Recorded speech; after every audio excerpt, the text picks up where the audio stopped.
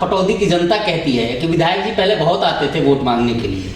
कई ऐसे गांव का जिक्र उन्होंने किया। लोगों ने कहा कि पूछना आप उनसे कि हमारे यहाँ कब आएंगे हमारी समस्या जिक्र कर लीजिए। जिस गांव में आपने प्रॉमिस किया था कि उस गांव में पानी भर जाता है और उस गांव के पानी की निकासी की आप व्यवस्था करेंगे। लोग आपके यहाँ प्रशासन के यहाँ आके थक गए, उनका अभी तक कोई काम नहीं। बात मत कीजिए विधायक जी, अनाउंसमेंट कहते नहीं। मेरा एक सवाल है। नहीं, पूरा बात सुनिए आप, पहले वीडियो करके देखते।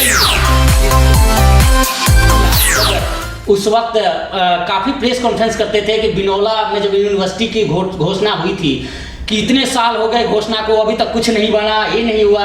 आप भी 3 साल से विधायक हो, क्या हुआ उस यूनिवर्सिटी का? पार्टी के विधायक सिंगला साहब लेटर लिख रहे हैं, उनकी बातों से आप सहमत नहीं है क्या? नहीं, मैं इस बात को पक्षधर हूँ कि हम एनसीआर में हिस्सा हैं, एनसीआर का हिस्सा रहे, ताकि यहाँ पे नगर निगम को लेकर काफी आपकी जनता परेशान है। आपके पास भी कई बार आ गए और लोगों का कहना है कि आपने जबरन निगम उनके सिर पे थोप दिया। गाँव के लोगों ने कहा कि विधायक जी से पूछना कि 40 करोड़ रुपए 5 साल में पंचायत में खर्च नहीं किए थे और 41 करोड़ रुपए निगम ने 1 साल में खर्च कर दिए। काम कहाँ हुआ? वो गए कहाँ? 1300 के आसपास कर्मचारी हैं निगम में, मानेसर निगम में। और लोगों ने कहा कि गांव का नाम मत लेना विधायक जी के साथ, नहीं तो हमारे यहाँ विकास नहीं करेंगे। विधायक जी तो पैसे लेते हैं और निगम में अपने कर्मचारी को लगवाना हो तो विधायक को पैसे दो और लग जाए। वही लोग हैं जिनको पटौदी का विकास हजम नहीं हो रहा, जिनको मानेसर निगम हजम नहीं हो रहा, जिनको थड़ी के 33 गांव में पानी आया वो हजम नहीं हो रहा, पटौदी के अंदर 10 स्कूल अपग्रेड हुए वो उनको हजम नहीं हो रहा, कॉलेज की अनाउंसमेंट हुई उनको हजम नहीं हो रही, और यहाँ के 400 के 500 के लगभग सफाई कर्मचारी जो लगे हैं, गरीब परिवारों के बच्चे लगे हैं, उन लोगों को रोजी रोटी मिली है, उनको वो और खुद इन्होंने कब्जा कर लिया पार्क पे। ये कौन से परमिशन के तहत इन्होंने पूरे पार्क में निर्माण कार्य करा? आप सवाल पूछना है विधायक जी, जो कहते हैं आरोप तो मैं लगा देता हूँ, मेरे से लगा ली, बताइए किस पर आरोप लगानी? आरोप की कोई गंभीरता हो? एक मुझे शर्म आती है जिस व्यक्ति ने, जिस आदमी ने, जिस राजनीतिक ने, उसको नीचता की प्रकाष्ठा है उस व्यक्ति की। सफाई कर्मचारी से पैसे लेंगे हम? क्लर्क भी तो लगते हैं निगम में और कोई नहीं लगते, कोई क्लर्क नहीं लगते, नहीं हमारे कोई नहीं कहती है। और लोग पूछ रहे थे कि पूछना कि आप जिस पार्टी से विधायक हैं वो पार्टी सबसे ज्यादा कन्वर्जन के खिलाफ है, धर्मांतरण के खिलाफ है, सरकार कानून भी ला रही है, कल ही सीएम साहब ने कहा है। आप इससे पहले थे उदित राज के साथ मिलकर, आप पर कई आरोप हैं कि आपने किसी को सद्दाम हुसैन बना दिया, किसी का ये कन्वर्जन करा दिया, आप खुद कन्वर्ट हो गए। नमस्कार, मैं हूं सुशील कुमार और आप देख रहे हैं प्रवासी एक्सप्रेस। आज हमारे साथ पटौदी के विधायक सत्य प्रकाश जरावता हैं। सबसे पहले तो सर आपका बहुत बहुत स्वागत है। शुक्रिया आपका कि आपने आज मुझे अपने पक्ष रखने का अवसर दिया। सर, ये बात पटौदी की जनता कहती है कि विधायक जी पहले बहुत आते थे वोट मांगने के लिए। कई ऐसे गांव का जिक्र उन्होंने किया। लोगों ने कहा कि पूछना आप उनसे कि हमारे यहाँ कब आएंगे हमारी समस्या सुनने। कोई ऐसा गांव नहीं जहाँ मेरा 10 दौरे ना हो चुके, कोई ऐसा गांव नहीं जहाँ पर कम से कम 10 टाइम ना जा चुका हूँ, तो उससे ज़्यादा ही गया। तो फिर उस गांव का भी जिक्र कर लीजिए जिस गांव में आपने प्रॉमिस किया था कि उस गांव में पानी भर जाता है और उस गांव के पानी की निकासी की आप व्यवस्था करेंगे। लोग आपके यहाँ प्रशासन के यहाँ आके थक गए, उनका अभी तक कोई काम नहीं हुआ। बिल्कुल, उनका पानी निकालने का काम जारी है, क्योंकि उसमें कई दिक्कत आई थी। पहले बोड़ा कला के अंदर अगर पानी निकालने की बात करें तो ज़मीन नहीं थी, हमने ज़मीन परचेज की है हाई पावर कमेटी में, और इसमें पानी निकालने की बात कही है। निगम उस पर काम कर रहा है, 20 तारीख को उसका शिलान्यास करने जा रहा हूँ। तो ऐसा नहीं है, नरेड़ा गाँव के लिए हमने पूरा DPR हम बनाने लग रहे हैं, तो ये बहुत सब काम कर रहे हैं। जनवरी बीत गया, फ्लाईओवर नहीं बना। नहीं, मैंने तो ऐसा कोई वायदा नहीं किया था फ्लाईओवर जनवरी में बना देंगे। बिलासपुर वाले फ्लाईओवर के लिए कहा गया था कि जनवरी में। मैंने असेंबली में क्वेश्चन लगाया और ये नेशनल हाईवे का मैटर है और माननीय गडकरी जी का पत्र मेरे पास आया, उन्होंने टेंडर लगा दिए हैं और हम उम्मीद करते हैं कि 2022 में ये फ्लाईओवर हमें तैयार मिलेगा।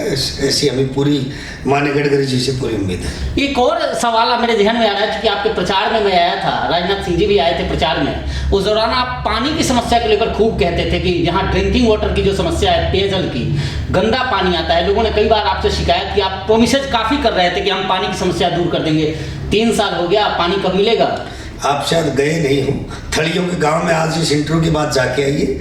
33 गांव जहां डार्क जोन, जहां पीने का पानी खारा है, उस गांव के अंदर माननीय मुख्यमंत्री जी से पिछली 13 फरवरी को मानेसर में मैंने 66 करोड़ की अनाउंसमेंट कराई और उन 33 गाँव और 18 ढाणियों में पीने का पानी का कार्य यानी कि हम ये लगा सकते हैं कि अप्रैल या मई में कंप्लीट हो जाएगा। युद्ध स्तर पर काम चल रहा है। आप अनाउंसमेंट की बात मत कीजिए विधायक जी, अनाउंसमेंट कहते नहीं। मेरा एक सवाल है। हाँ नहीं, पूरा बात सुनिए। आप पहले इंटरव्यू करके देख के आइए कि थड़ियों के 33 गांव में किस तरह से पाइपें दबाई जा रही है पीने के पानी का, नहरी आधारित पीने पानी के लिए। नहीं, मेरा तो एक सीधा से ये सवाल था कि आप जब उस वक्त काफ़ी प्रेस कॉन्फ्रेंस करते थे कि बिनौला में जब यूनिवर्सिटी की घोषणा हुई थी कि इतने साल हो गए घोषणा को, अभी तक कुछ नहीं बना, ये नहीं हुआ।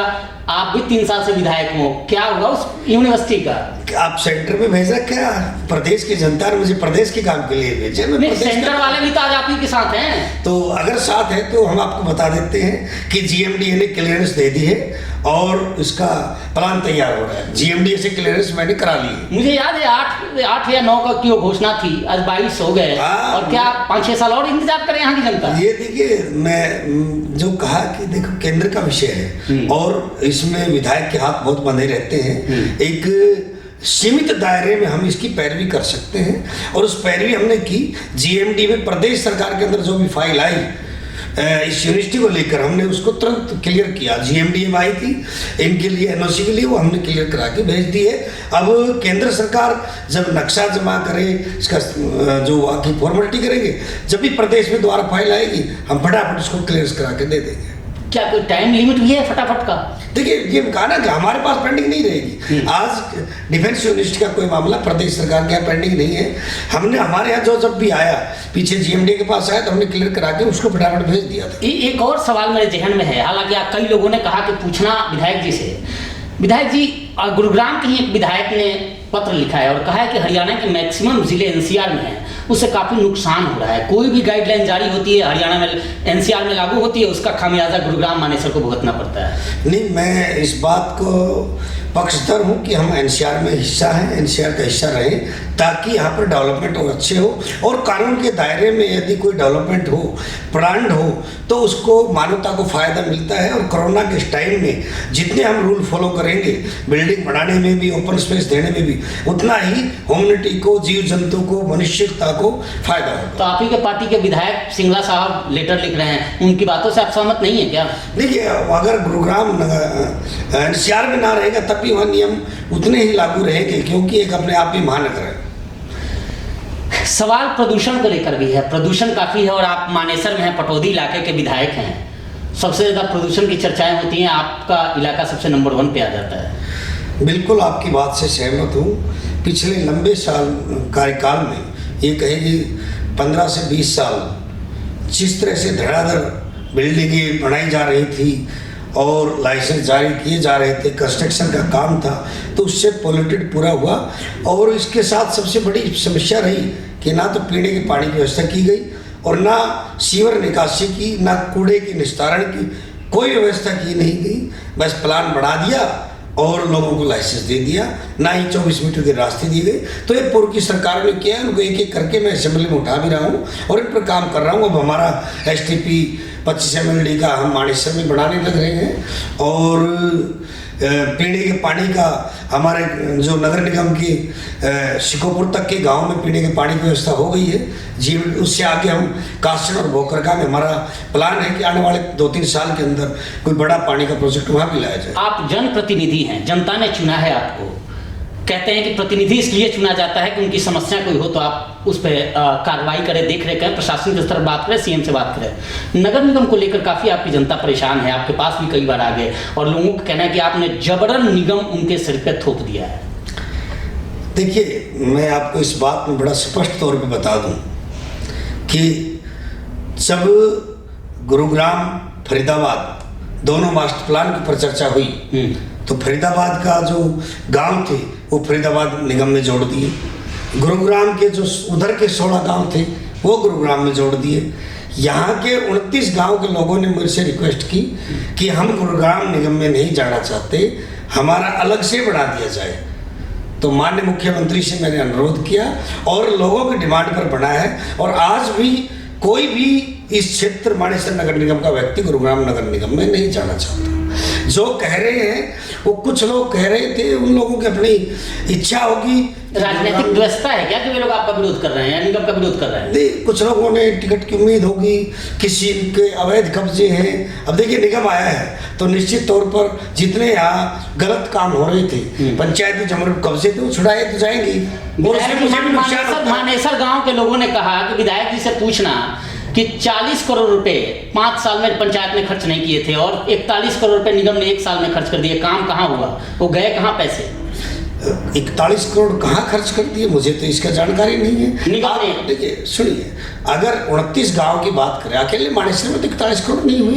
किसने कहा कि 41 करोड़ अकेले 5 साल में? नहीं, काम भी तो दिखने चाहिए। अगर 41 करोड़ खर्च हो रहा है तो कहीं काम तो दिखे। नहीं, कौन कह रहा है 41 करोड़ खर्च हुआ है? अगर हुआ है तो जो एरिया है 29 गांव है, अब जैसे 44 फुटा रोड है, वो 1 करोड़ से ऊपर का उसका प्रोजेक्ट है, वो काम चल रहा है। और लावण्य सोसाइटी का रोड है 1 करोड़ का। इस तरह से 50 काम नगर निगम के चल रहे हैं। लेकिन मैंने बार बार अधिकारियों को कहा, हर मीटिंग में कहा कि जितना पैसा पंचायत से मानेसर निगम को मिला है उतना का उतना रखा जाए।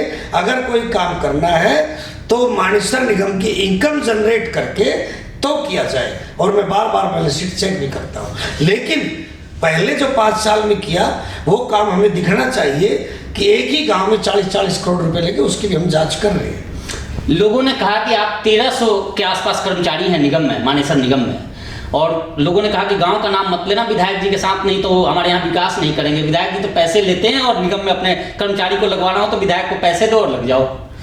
वेरी गुड, बड़ा अच्छा प्रश्न किया।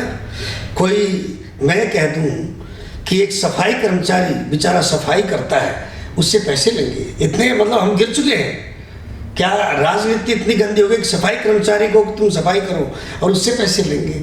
मतलब जिन्होंने आरोप लगाना, वो तो ये भी कह रहे थे चुनाव से पहले बहुत अहंकारी है। ये वही लोग हैं जो जिनको पटौदी का विकास हजम नहीं हो रहा, जिनको मानेसर निगम हजम नहीं हो रहा, जिनको थली के 33 गांव में पानी आया वो हजम नहीं हो रहा, पटौदी के अंदर 10 स्कूल अपग्रेड हुए वो उनको हजम नहीं हो रहा, कॉलेज की अनाउंसमेंट हुई उनको हजम नहीं हो रही। और यहाँ के 400 के 500 के लगभग सफाई कर्मचारी जो लगे हैं, गरीब परिवारों के बच्चे लगे हैं, उन लोगों को रोजी रोटी मिली है, उनको वो हजम नहीं हो रहा। नहीं कह रहे थे वो लोग, अगर कोई कहे तो आए, किसी माई के लाल में दूध पिया है और सामने यही रहता है, वो पंचौड़े में पार्क में बैठता चला होता, आके कहे। नहीं, पार्क को लेकर भी पूछ रहे थे लोग। हाँ। पूछना आपकी विधायक जी सबकी बिल्डिंगें तोड़वा रहे हैं, अनाधिकृत तोड़वा रहे हैं और खुद इन्होंने कब्जा कर लिया पार्क पे। ये कौन से परमिशन के तहत इन्होंने पूरे पार्क में निर्माण कार्य करवाए हैं? मैं यहाँ पर जहाँ मैं बैठा हुआ हूँ, किराए के मकान में बैठा हूँ और मेरे पास अपना रहने का आज तक कोई मकान नहीं है। जहाँ तक है लोगों की सुविधा के लिए लोग आते हैं, मैं अगर आप कहोगे तो आपको मैं चौड़े में बैठा दूंगा, मेरा क्या है? नहीं, ये तो ग्रीन परमिशन तो होता है। नहीं, देखिए ये ग्रीन बेल्ट जो जहाँ पर आप बैठे हैं, ये HSID इसके जिनका ये प्लाट है, जो इसका मकान मालिक है विक्रम यादव, उन्होंने 10% एक्स्ट्रा दे के इस ग्रीन बेल्ट का अपने लिए इसलिए ये प्लाट लिया हुआ है। और लोगों के लिए मेरी तरफ से आज हटा दो, मैं तो आज ही हटा दूंगा। मुझे सरकार बना के दे, रेस्ट हाउस बनाए यहाँ, ताकि मैं लोगों की समस्या को HSID से बना के दे। लोग तो चाहेंगे यहाँ नहीं बैठूंगा तो MCD के ऑफिस में बैठूंगा, कम्युनिटी सेंटर में बैठूंगा। सरकारी आदमी हूँ, लोगों की सेवा कर रहा हूँ। मेरा रिश्तेदार कोई आता हो, ठहरता हो, रहे तो कहे, लेकिन जब आप आएंगे सुशील जी तो मैं क्यों अटेंड करूँ आपको? मेरे पास क्या है?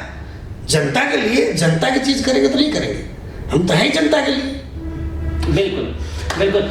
सवाल एक और है कि लोग आप कन्वर्जन के काफी खिलाफ थे, क्योंकि सवाल आपसे जुड़ा हुआ है और इसलिए भी महत्वपूर्ण है कि आप आज उस पार्टी में हैं जो पार्टी सबसे ज्यादा। पहले आपने कहा कि पैसे दो लो, पहले तो उस बात को आप तह तक बताएं। आप इस बात का मेरी बात से सहमत है या उनकी से? पहले आप ये नहीं, देखिए मेरा काम सवाल पूछना है विधायक जी, जो कहते हैं मुझे पूछना है। आरोप तो मैं लगा देता हूँ, मेरे से लगा ली, बताइए किस पर आरोप लगाने? आरोप की कोई गंभीरता हो? एक मुझे शर्म आती है जिस व्यक्ति ने, जिस आदमी ने, जिस राजनीतिक ने, उसको नीचता की प्रकाष्ठा है उस व्यक्ति की। सफाई कर्मचारी से पैसे लेंगे हम?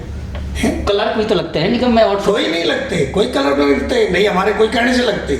सफाई कर्मचारी जरूर है कि आते हैं, और जो आते हैं ट्रांसफर हो जाते हैं, हरियाणा स्टाफ सिलेक्शन कमीशन से आते हैं, जेई ट्रांसफर से आते हैं। और किसी भी चीज में कोई माई का लाल 1 रुपए का मुझे कह दे कि जरा तक 1 रुपया दिया है, मैं आज राजनीति से संन्यास दे लूंगा। भाट के साथ कैसी आपकी?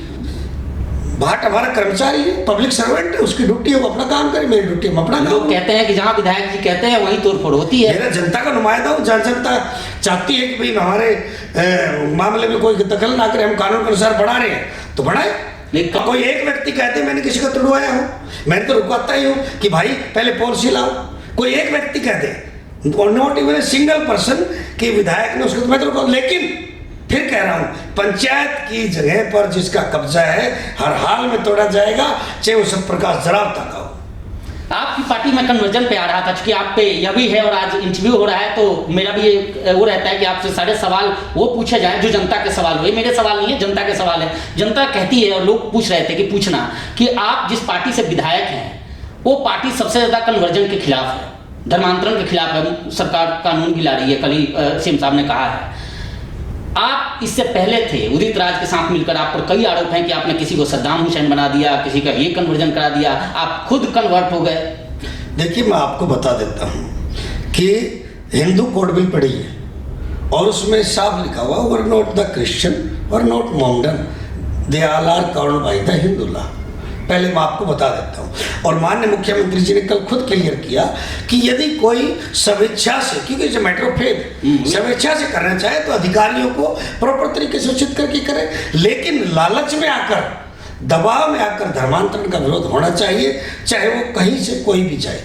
आपने भी तो, आप शिक्षा से क्या मैं, आप लगता है कि मैं किसी दबाव में करूँगा? और या कोई कह सकते हो कि मैं आप हिंदू नहीं हूँ?